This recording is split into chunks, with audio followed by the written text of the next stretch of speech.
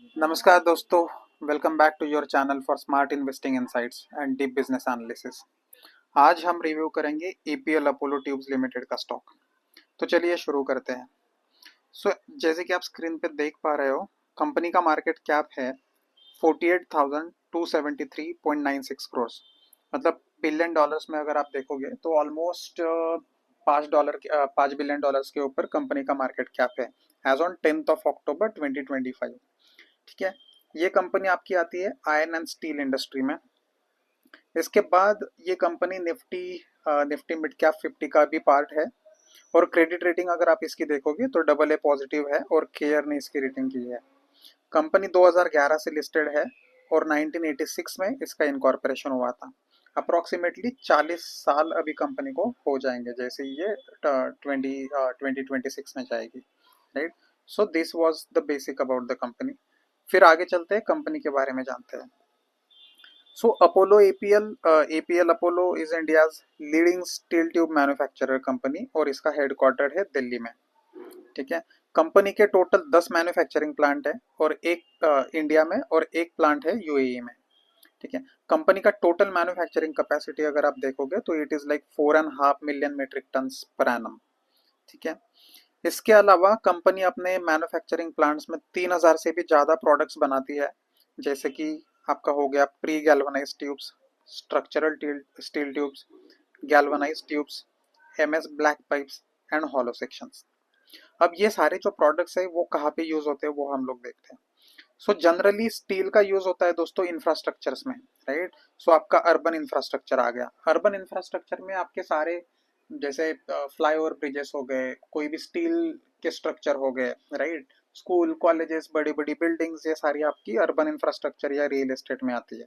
उसके अलावा rural housing में जो भी लोग घर बनाते हैं उसमें हमें स्टील की ज़रूरत होती है। राइट। बार्स वगैरह के लिए। इसके अलावा कमर्शियल प्रोडक्शन में भी स्टील का यूज होता है। देन ग्रीन हाउस स्ट्रक्चर और बाकी अदर इंजीनियरिंग एप्लीकेशंस में हमें स्टील ट्यूब्स का यूज होते हुए दिखता है। और ये सारा डेटा दोस्तों हम लोगों ने लिया है कंपनी का एनुअल रिपोर्ट 2025 से। ठीक है। फिर अभी जानते हैं कंपनी के प्रमोटर्स और मैनेजमेंट के बारे में। तो देखिए, मिस्टर संजय गुप्ता जो है वो कंपनी के चेयरमैन एंड मैनेजिंग डायरेक्टर है और इनको 30 साल से भी ज़्यादा का एक्सपीरियंस है स्टील इंडस्ट्री में। इनके अलावा mister Sanjay Gupta is assisted by mister Vinay Gupta और इनका भी दोस्तों ये इंडस्ट्री में 20 साल से ज़्यादा का एक्सपीरियंस है एक्सपोर्ट और इंटरनेशनल स्टील मार्केट में। ठीक है। फिर आते हैं आपके दीपक गोयल जिनको 18 साल का एक्सपीरियंस है। फिर अनुभव गुप्ता जो चीफ स्ट्रेटेजी ऑफिसर है, इनको भी 12 साल से ज़्यादा का एक्सपीरियंस है। फिर है आपके रविंद्र तिवारी जो सेल्स ऑफिसर है, इनको भी 27 साल का एक्सपीरियंस है। फिर है मिस्टर चेतन खंडेलवाल, ये कंपनी के सीएफओ है और इनको भी ऑलमोस्ट 19-20 साल का एक्सपीरियंस है। करेक्ट। इसके बाद है आपके मिस्टर सी के सिंह जो कंपनी के ऑपरेटिंग ऑफिसर है और इनको भी 25 साल का एक्सपीरियंस है। देन वैभव शर्मा, इनको भी 17 साल का एक्सपीरियंस है। और पंकज शर्मा जो चीफ ह्यूमन रिसोर्स ऑफिसर है, इनको भी 2 डिकेड से ज़्यादा का एक्सपीरियंस है।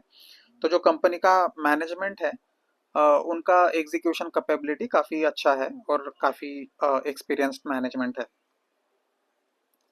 करेक्ट। इसके बाद देखते हैं कंपनी का शेयर होल्डिंग दोस्तों। तो कंपनी का शेयर होल्डिंग पैटर्न है, प्रमोटर्स के पास है ऑलमोस्ट 28% शेयर होल्डिंग और पब्लिक के पास है 72% शेयर होल्डिंग। प्रमोटर्स में अगर हम लोग देखेंगे तो जो गुप्ता होल्डिंग्स प्राइवेट लिमिटेड है, ठीक है, मतलब गुप्ता फैमिली, इनके पास ही पूरा का पूरा 28% का शेयर होल्डिंग है। इसके अलावा दोस्तों पब्लिक शेयर होल्डिंग में अगर हम लोग देखते हैं तो सबसे ज़्यादा होल्डिंग है एफपीआईज के पास, मतलब फॉरेन पोर्टफोलियो इन्वेस्टर्स। इनमें से भी जो स्मॉल कैप वर्ल्ड फंड है, इनके पास 5.41% है और टोटल एफपीआई के पास 33% का होल्डिंग है। इसके बाद आते हैं म्यूचुअल फंड्स, इनके पास 11.65% का होल्डिंग है। फिर इंश्योरेंस कंपनीज होल्ड करती है 3.73% और फिर बाकी 21%। सो सबका एडिशन अगर हम लोगों ने कर लिया तो दोस्तों टोटल 71.69% होल्डिंग पब्लिक के पास है। आउट ऑफ दिस 72% दोस्तों अगर हम लोगों ने एफपीआईज और म्यूचुअल फंड्स का ऐड कर लिया तो हमें ऑलमोस्ट 46% होल्डिंग ये इंस्टीट्यूशनल इन्वेस्टर्स के पास है। इसका मतलब इंस्टीट्यूशनल कॉन्फिडेंस कंपनी में काफ़ी अच्छा है, जो कि एक long term growth strategy indicate करता है। करेक्ट। फिर आते हैं कंपनी के फाइनेंशियल्स पे। दोस्तों जैसे कि आप देख सकते हो, हम लोगों ने FY22 से लेके FY25 तक के फाइनेंशियल्स यहाँ पे मैप किए हैं, राइट। सो फर्स्ट फिगर है आपका सेल्स, राइट। तो FY22 में कंपनी का सेल्स था 13,000 करोड़ का, ये बढ़कर FY25 में हो गया 20,000 करोड़, 20 या 21,000 करोड़ हम लोग अप्रोक्सीमेटली बोल सकते हैं। टोटल ग्रोथ FY22 से 25 तक का अगर हम लोग देखेंगे दोस्तों, तो ये ऑलमोस्ट है 55% ग्रोथ। CAGR के परसेंटेज टर्म्स में अगर हम लोग देखते हैं तो अच्छा खासा 15-16% CAGR पर ये चला जाता है दोस्तों, which is very impressive growth, I mean at least in terms of sales, right. फिर देखते हैं ऑपरेटिंग प्रॉफिट। ऑपरेटिंग प्रॉफिट भी दोस्तों कंपनी का 946 से बढ़कर 1200 करोड़ का हो गया है, लेकिन ऑपरेटिंग प्रॉफिट का जो मार्जिन है in terms of percentage, it has remained more और लेस द सेम। मतलब FY22 से लेकर 25 तक अगर आप देखोगे तो कॉन्स्टेंटली 6-7% का ऑपरेटिंग प्रॉफिट मार्जिन पे कंपनी काम कर रही है।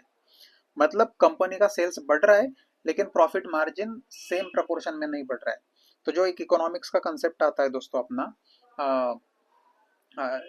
इकोनॉमीज ऑफ स्केल, राइट, तो somehow that is missing in this company is what I feel.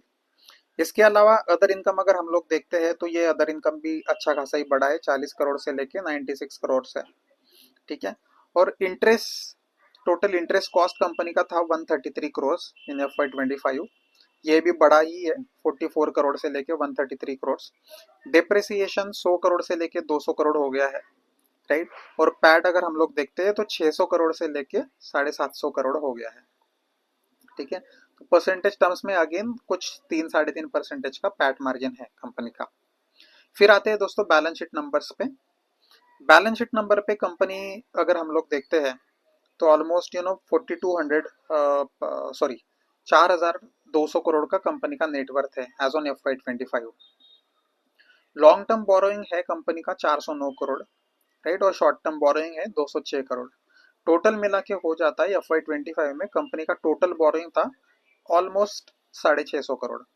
अगर इसको हम लोग दोस्तों लास्ट ईयर के नंबर्स के साथ कंपेयर करें तो ऑलमोस्ट 1000 मतलब 1144 करोड़ से कंपनी का बोरोइंग कम हुआ है 634 करोड़। मतलब लगभग अगर आप बोलोगे तो 450-500 करोड़ का कंपनी का बोरोइंग कम हो गया है। तो यहाँ पे कंपनी ने एक बहुत अच्छा काम किया है, राइट। इसके अलावा दोस्तों डेट टू इक्विटी भी कंपनी का 0.15 ही है, ये भी 0.32 से घटकर 0.15 हो गया, जो कि एक अच्छी बात है। और जैसे कि हम लोगों ने पहले देखा, कंपनी ने अपना बोरिंग कम किया है, तो ऑब्वियसली कंपनी का डेट इक्विटी भी कम हो गया है। बेसिकली डेट इक्विटी जितना कम होता है उतना कंपनी के लिए अच्छा होता है, करेक्ट। इसके अलावा दोस्तों कंपनी का कैश एंड कैश इक्विवेलेंट है 575 करोड़, तो कंपनी के हाथ में अच्छा खासा पैसा है, राइट। तो कंपनी का लिक्विडिटी पोजीशन भी काफी स्ट्रांग है। इसके अलावा अगर हम लोग करंट रेशो पे आते हैं तो कंपनी का करंट रेशो है 1.21, ये भी अगेन 1.1 से या 1 से ज़्यादा है, तो again it's a good good sign for the company. और इसके अलावा अगर हम लोग सॉरी, ये DSCR नहीं है दोस्तों, ये ISCR है, ठीक है।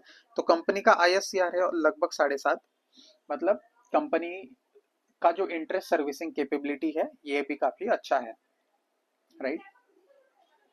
फिर आगे चलते हैं, कैश फ्लो देखते हैं कंपनी का, राइट। तो कैश फ्लो में भी देखिए, फर्स्ट कॉलम आपका है cash flow from operating activities, ये है कंपनी का FY25 में 1213 करोड़, और ये भी कंटिन्यूसली बढ़ा है, 650 करोड़ से लेके FY25 में ये 1200 करोड़ हो गया। मतलब यहाँ पे भी दोस्तों हमें लगभग 100% का ग्रोथ दिख रहा है over the period of 3 years, और ये कंसिस्टेंटली पॉजिटिव है। तो again it's a good for company, correct. इसके अलावा दोस्तों अगर हम लोग देखते हैं cash flow from investing activities, तो ये कंटिन्यूसली निगेटिव है, राइट। तो अगर हम लोग डीप डाइव करते हैं कैश फ्लो में तो हमें समझेगा कि कंपनी कंटिन्यूसली केपेक्स मोड में है, और कुछ ना कुछ कंपनी केपेक्स एडिशन कर रही है हर साल, right. There is capacity addition. Capacity addition मतलब क्या? कैपेसिटी एडिशन मतलब बेसिकली कंपनी हर साल कुछ ना कुछ नया कैपेसिटी ऐड कर रही है, और इसीलिए दोस्तों कंपनी का शायद रेवेन्यू भी बढ़ रहा है, करेक्ट। तो यहाँ पे ऑल तो निगेटिव है, इसका मतलब ये चीज खराब है ऐसा बिल्कुल नहीं होता है, ठीक है। और ये cash flow from financing activities, cash flow from financing activities ये निगेटिव था FY25 में। ओवरऑल अगर हम लोग देखते हैं दोस्तों तो FY25 में नेट कैश फ्लो कंपनी का 24 करोड़ था, which was positive, which is again a good thing for the company. ठीक है, फिर दोस्तों आते हैं ऑपरेटिंग साइकिल पे। तो ऑपरेटिंग साइकिल में एक एक हेडर हम लोग देखेंगे। सो फर्स्ट है आपका डेटर डेज। डेटर डेज का मतलब होता है कंपनी अपने कस्टमर्स को कितना साइड दे रही है, मतलब कितने दिन का क्रेडिट पीरियड दे रही है, इसको हम लोग बोलते हैं दोस्तों डेटर्स डेज, राइट। सो अगर आप देखोगे तो 22 में ये था 10 दिन, उसके बाद ये 3 दिन हुआ है, 3 दिन हुआ है, और फाइनली FY25 में ये 5 दिन है। जिसका मतलब ये होता है कि कंपनी कोई प्रोडक्ट्स अपने डिस्ट्रीब्यूटर्स को बेचती है और ऑलमोस्ट इमीडिएटली वो पैसा रिकवर कर ले रही है, या फिर 3-4 दिन में कंपनी को पैसा उसका वापस मिल रहा है। मतलब कंपनी का क्रेडिट कॉस्ट या क्रेडिट रिस्क यहाँ पे सिग्निफिकेंटली कम है, विच is again a very good thing for the company. इसके बाद है दोस्तों इन्वेंट्री डेज। इन्वेंट्री डेज मतलब दोस्तों देखो कंपनी अभी क्या करती है, रॉ मटेरियल परचेस करती है, उसको प्रोसेसिंग करेगी और फाइनली उसको फिनिश्ड गुड्स में कन्वर्ट करेगी। तो रॉ मटेरियल जो है, रॉ मटेरियल खरीदने से लेके फिनिश गुड्स बनने तक कंपनी जो अपने पास माल रखती है उसको हम लोग दोस्तों बोलते हैं इन्वेंट्री डेज, राइट। तो अगर आप देखोगे तो FY22 में इन्वेंट्री डेज था 28, फिर ये हो गया 39 डेज, फिर ये हुआ 38 days, and then it is 33 days. तो मोर और less inventory days almost constant है 30 से 40 दिन के दरमियान, जो कि कोई भी एक मैन्युफैक्चरिंग कंपनी के लिए एक कॉमन प्रैक्टिस है। ठीक है, ये दोनों अगर हम लोगों ने ऐड कर लिया तो हमें मिलता है दोस्तों ग्रॉस ऑपरेटिंग साइकिल। तो gross operating cycle generally company का अगर आप देखोगे तो 38 से लेके 38 ही है, ऑलमोस्ट फिर से 30-40 दिन का ग्रॉस ऑपरेटिंग साइकिल है। इसके बाद दोस्तों आता है क्रेडिटर्स डेज। क्रेडिटर्स डेज मतलब कंपनी जो रॉ मटेरियल खरीदती है उस पे कंपनी को कितना क्रेडिट पीरियड मिल रहा है, उसको हम लोग बोलते हैं क्रेडिटर्स डेज। मतलब कंपनी जिससे माल खरीद रही है वो कंपनी को पे करने के लिए कितना टाइम दे रहा है, करेक्ट। सो देखिए कंपनी जनरली क्या कर रही है, 34 डेज में पे कर रही है, 42 डेज, 24 में 46 डेज, FY25 में 46 डेज। मतलब आपको समझा, कंपनी अपने जो कस्टमर्स है उनको तो 4-5 दिन का ही टाइम दे रही है पैसे चुकाने के लिए, लेकिन खुद सामने जो पैसे दे रही है वो 30-40 दिन में दे रही है, करेक्ट। इसका मतलब ये है कि कंपनी के पास लिक्विडिटी अच्छा है, कंपनी के पास बार्गेनिंग पावर अच्छा है, राइट। और इसके बाद फिर आपका आता है नेट ऑपरेटिंग साइकिल। तो नेट ऑपरेटिंग साइकिल में दोस्तों हम लोग क्या करते हैं, ग्रॉस ऑपरेटिंग साइकिल से क्रेडिटर्स डेज घटा देते हैं, मतलब 38 माइनस 34 डेज, तो बेसिकली आपका हो गया 4 डेज। यहाँ पे दोनों इक्वल थे तो कंपनी का नेट ऑपरेटिंग साइकिल हो गया 0।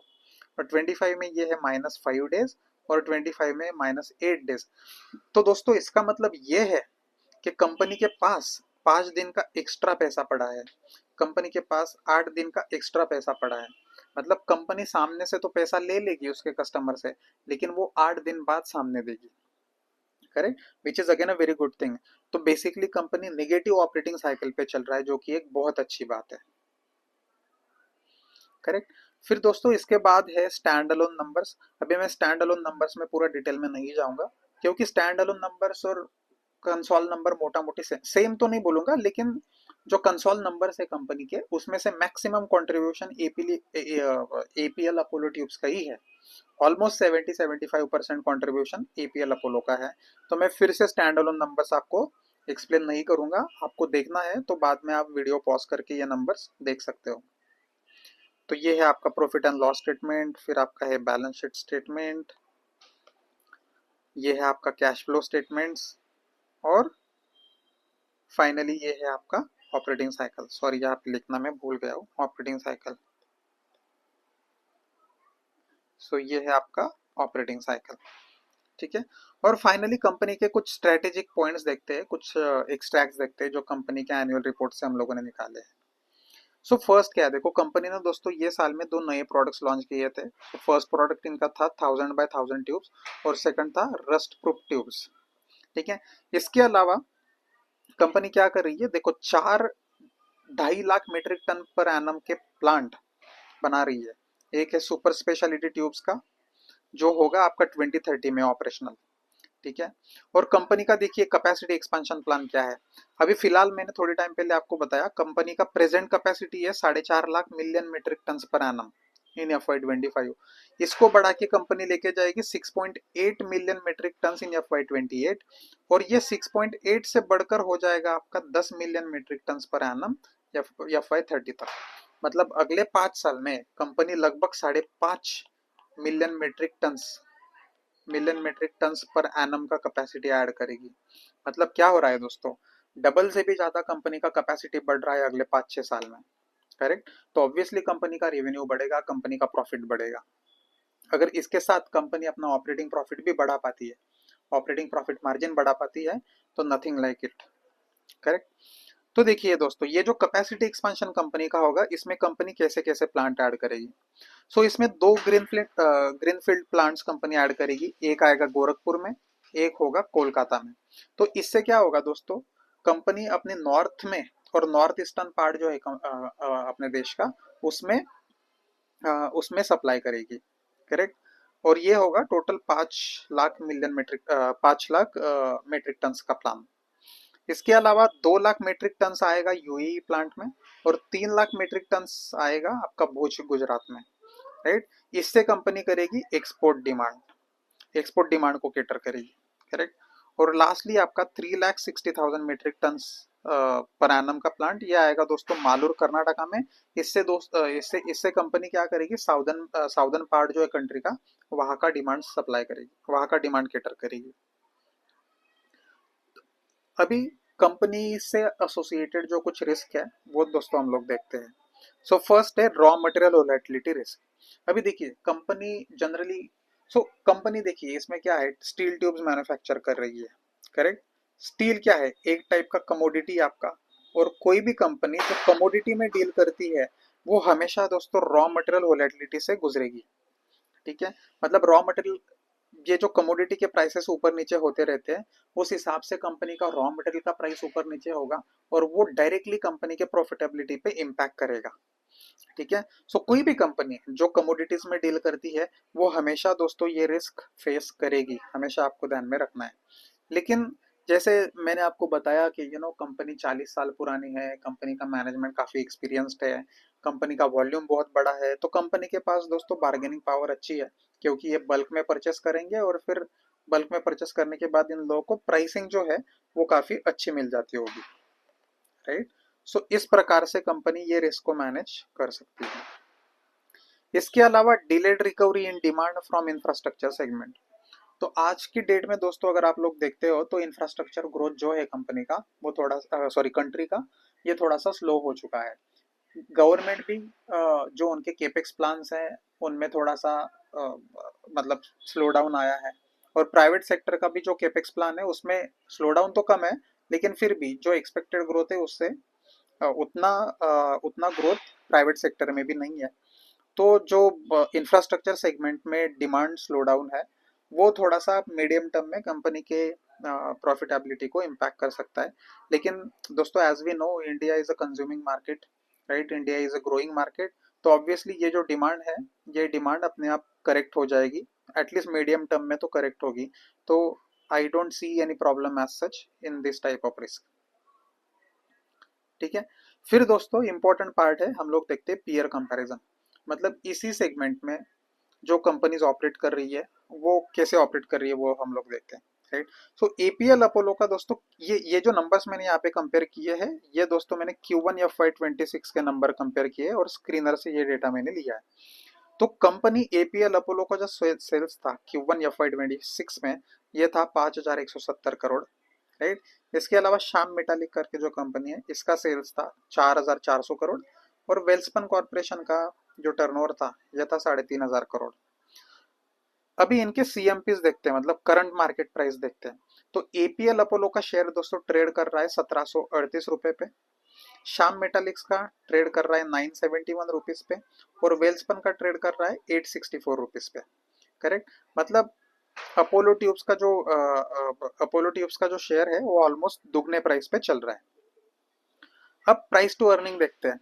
तो पीई रेशो जो है दोस्तों एपीएल का, इट इज 60। ठीक है। It is 60 as you can see on the screen. Shyam Metalics का जो पीई है ये 29.32 है, और वेल्सपन का जो पीई है ये 13.98 मतलब लगभग 14 है। मार्केट कैप की अगर हम लोग बात करते हैं दोस्तों, तो मार्केट कैप एपीएल अपोलो का है 48,000 करोड़, जो हम लोगों ने शुरू में भी देखा। श्याम मेटालिक का मार्केट कैप है 27,000 करोड़, और वेल्सपन का मार्केट कैप है 22,000 या लगभग 23,000 करोड़। राइट, तो यहाँ पे भी अपोलो भारी पड़ रहा है। लेकिन एक कंसर्निंग बात यह है कि एपीएल का जो पीई है ये लगभग 60 है, करेक्ट, और श्याम मेटालिक का जो पीई है ये लगभग 30 है। मतलब एपीएल का पीई लगभग दुगने रेट पे चल रहा है श्याम मेटालिक्स के या फिर बाकी जो पीयर्स है उनके, करेक्ट। तो ये था दोस्तों पीयर एनालिसिस। तो तो दोस्तों बेसिकली ये था कंपनी के बारे में। अगर हम लोग कंक्लूजन की बात करते हैं, तो एपीएल अपोलो एक वेल मैनेज्ड ग्रोथ कंपनी है जो स्टील ट्यूब्स को स्ट्रक्चरल कंस्ट्रक्शन मटेरियल के कोर में लेके आई है। लॉन्ग टर्म इन्वेस्टर्स के लिए ये स्टॉक एक स्टेडी कंपाउंडर बन सकता है, लेकिन वैल्यूएशंस थोड़े से प्रीमियम है, तो एंट्री हम लोगों को केयरफुली करनी चाहिए। आपका इसके ऊपर क्या व्यू है, एक बार हमें कमेंट करके ज़रूर बताइए। और हाँ, अगर आपको ये वीडियो इन्फॉर्मेटिव लगा हो तो प्लीज़ लाइक शेयर और सब्सक्राइब करना ना भूलिए। मिलते हैं अगले वीडियो में, तब तक के लिए जय Hind. Thank you very much.